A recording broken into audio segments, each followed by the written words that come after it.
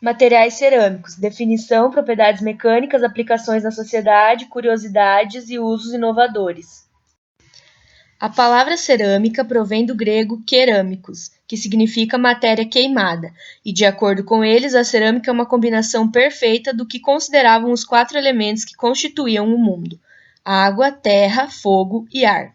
As cerâmicas estão presentes no cotidiano da humanidade desde os tempos neolíticos, aproximadamente 10.000 anos atrás, e nos últimos tempos, devido às necessidades crescentes por materiais que apresentem propriedades físico-químicas peculiares, a ciência tem desenvolvido cerâmicas altamente tecnológicas, com características diferenciadas, resistentes a altas temperaturas e pressões, com melhores propriedades mecânicas, características elétricas especiais e inertes a agentes químicos corrosivos, o que tenha alavancado a importância desse material no meio científico e, consequentemente, na forma de novos utensílios domésticos, eletrônicos, computacionais, de comunicação, aeroespacial, entre outros. A maioria dos materiais cerâmicos é composta entre elementos metálicos e não metálicos, para os quais as ligações interatômicas são ou totalmente iônicas ou predominantemente iônicas, mas tendo algum caráter covalente. São menos densos que a maioria dos metais e suas ligas. A variedade de propriedades mecânicas e físicas permite aplicações em campos distintos, e uma grande vantagem na produção e utilização das cerâmicas é o fato de os materiais usados na sua produção serem abundantes e baratos.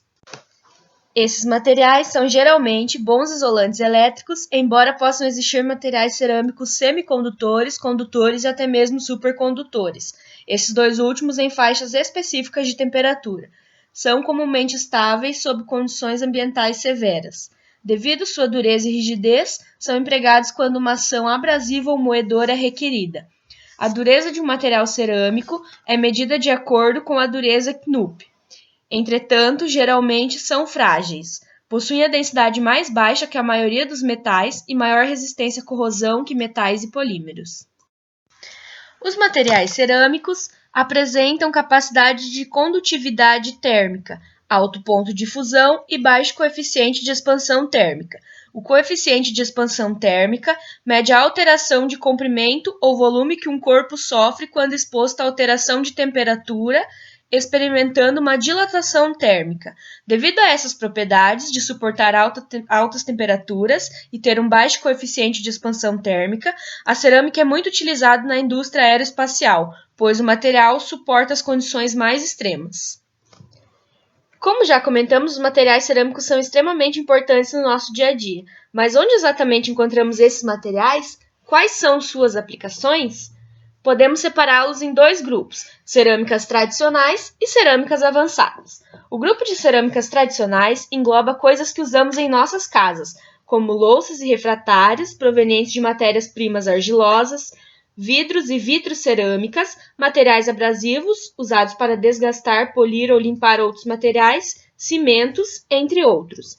Já no grupo de cerâmicas avançadas, observamos aplicações eletroeletrônicas, térmicas, mecânicas, estudo para motores automobilísticos, ópticas, mas principalmente na área biomédica, com próteses e na indústria aeroespacial, como já foi dito. As cerâmicas tradicionais são constituídas basicamente de matéria-prima natural, como argila, sílica e feldspato. Por exemplo, o tijolo, que é o material cerâmico mais comum, é constituído por esses 3 componentes. Sua conformação é a prensagem isostática quente e sua microestrutura é ótica. As cerâmicas avançadas possuem matéria-prima sintética, como óxidos, carbetos e nitretos. Sua conformação é prensagem isostática a frio e sua microestrutura é eletrônica. Defeitos pontuais atômicos. Defeitos atômicos podem existir nos compostos cerâmicos. Como os materiais cerâmicos possuem pelo menos 2 tipos de íons, pode haver defeitos para cada íon. Estrutura de defeitos. Designa os tipos de imperfeições e defeitos nas cerâmicas. Eletroneutralidade. É o estado que existe quando estão presentes números iguais de cargas positivas e negativas dos íons. Defeito de Frenkel. Cátion deixa sua posição normal e se move para um sítio intersticial, não existindo alteração na carga. Defeito de Scott-Kay. Remoção de um cátion e um ânion no interior do cristal, sendo colocados os íons em uma superfície externa. A neutralidade de cargas do cristal é mantida. A razão entre cátions e ânions não é alterada pelo defeito de Frenkel e nem pelo defeito de Scott-Kay, e se nenhum outro defeito existir, o material será dito estequiométrico. Estequiometria. Estado para os compostos iônicos em que existe razão exata entre cátions e ânions. Caso algum defeito estequiométrico ocorra, a neutralidade do cristal será perturbada. Impureza nas cerâmicas. Os átomos de impureza podem formar soluções sólidas em materiais cerâmicos. São possíveis soluções sólidas do tipo substitucional e intersticial. Intersticial. O raio iônico da impureza deve ser relativamente pequeno em comparação ao raio do ânion. Substitucional. Substituição do íon hospedeiro ao qual ele mais se assemelha no aspecto elétrico. Se o átomo de uma impureza forma normalmente um cátion em um material cerâmico, mais provavelmente ele substitui um cátion hospedeiro. Para alcançar qualquer solubilidade sólida dos átomos de impureza substitucionais, o tamanho e a carga iônica da impureza devem ser muito próximos daqueles de um dos íons hospedeiros. Para o íon de impureza com carga diferente daquela do íon hospedeiro que ele está substituindo, o cristal deve compensar essa diferença de carga, de modo que a eletroneutralidade do sólido seja mantida. Em materiais cerâmicos, um dos ensaios mais realizados é o ensaio de compressão, pois este avalia as características de deformação do material. De modo geral, podemos dizer que a compressão é um esforço axial que tende a provocar um encurtamento do corpo submetido a este esforço. Nos ensaios de compressão, os corpos de prova são submetidos a uma força axial para dentro, distribuída de modo uniforme em toda a seção transversal do corpo de prova. O corpo de prova é colocado entre duas placas lisas, onde fica apoiado e mantido firme durante todo o ensaio, como está sendo mostrado no vídeo. O limite de resistência à compressão é calculado pela carga máxima dividida pela seção original do corpo de prova.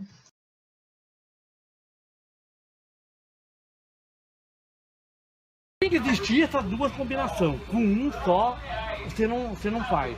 Isso é uma terra normal. A única coisa que tem que ter é uma terra que não pode ter muita pedra. Que tem máquina que ela molha a pedra ali, mas de preferência não pode ter pedra. E a argila propriamente dita, que é aquele barro preto lá. A mistura desses dois materiais é que vai dar o tijolo.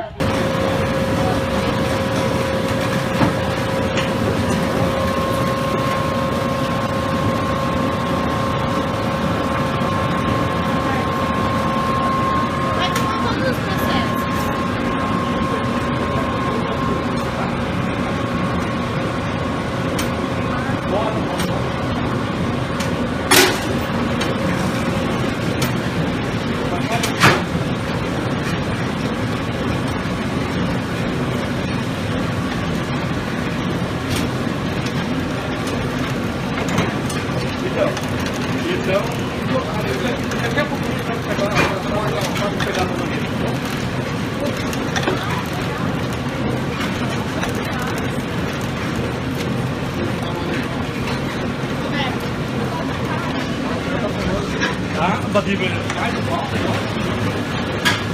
E é um tijolo que não estaria pronto para queimar, mas como a nossa região é uma região muito úmida e no inverno faz frio, então o processo de enxugamento dele é muito demorado. Então você se obriga a colocar ele um pouco antes da data de queima. Ele vai ficar aqui, vai terminar de enfornar ele, que a gente fala, e vai ficar aproximadamente 3 a 4 dias queimando nesse processo. O fogo curto é um processo de queima devagar. Você não pode fazer muito fogo aqui, porque o tijolo vai quebrar e não vai aguentar o peso dele, porque ele vai soltar a umidade e ele vai amolecer o tijolo. Então, se for um fogo muito forte, você vai quebrar o tijolo. Então, tem que ser 2 a 3 dias no fogo bem manso, que a gente fala. E daí é feito nessas bocas aqui. Durante 3 a 4 dias ele fica queimando. Daí ele fica igual naquele outro forno lá, desses buracos aqui. O que vai acontecer? Esses primeiros tijolos aqui da frente, que a gente chama de arco, ele vai queimar um pouco a mais. Não vai diminuir a qualidade do tijolo, muito pelo contrário. Então, pode ser que aconteça, que não é no caso meu aqui, que eu tenho uma qualidade de argila muito bom, é de diminuir de tamanho. Alguns diminuem um pouquinho mais de tamanho, né? ficar um pouco, não ficar todo uniforme, né? Então, o processo que tem nesses outros olarias mais modernas são fornos que dá uma igualdade, fica, digamos, todo num padrão igual. Exatamente. Então, esse processo aqui pode ser que haja alguma perca no tamanho dele, nesse tijolo que pega mais fogo. Eu vendi o tijolo a R$220 e eu pagava uma bateria de uma máquina ou de um caminhão R$240. Hoje eu vendo tijolo a R$190 e uma bateria de um caminhão a R$640. Então por aí você pode ter ideia como é que está o setor, né? Mas como essa olaria aqui é uma olaria muito enxuta, que trabalha com pouco funcionário, ainda eu tenho uma lucratividade de uns 25% ainda, no valor de R$200. Então o custo desse tijolo para mim hoje é em torno de R$160. E o lucro aproximadamente R$40 por milheiro hoje ainda. Mas existe aqui é mais para material de construção e algumas obras assim de pavimento baixo, o pessoal usa esse tijolo ainda. Mas o que, que sai mais agora são esses tijolo, são 12 furos, esse é 8 furos, que dá maior rendimento para os pedreiros nessas casinhas da caixa que estou fazendo agora, né? Então o pessoal prefere isso aqui, que fica mais reforçado na parede e dá mais rendimento na mão de obra. Valor final de preço, 240, em Curitiba, R$240, R$350, R$650. Então o pessoal acha caro esse tijolo. Ele não é um tijolo barato, mas se você for ver também no final... No final da obra ele é mais barato, né? Compara uma parede assim e uma parede assim. Dá uma olhada. Existe argila que diminui o dobro. Diminui 25%. E tem argila que quase não diminui, né? Então seria assim mais prática do material que você está trabalhando para você saber que tamanho que é a tua forma, né? Então isso é um processo que realmente não é muito fácil de você... Tem que ter um pouco de prática com o tempo, saber que barro diminui mais ou menos. Mas basicamente ele diminui entre 10, de 5 a 15%. Seria o que ele diminui ele saindo da máquina e indo para depois de queimar.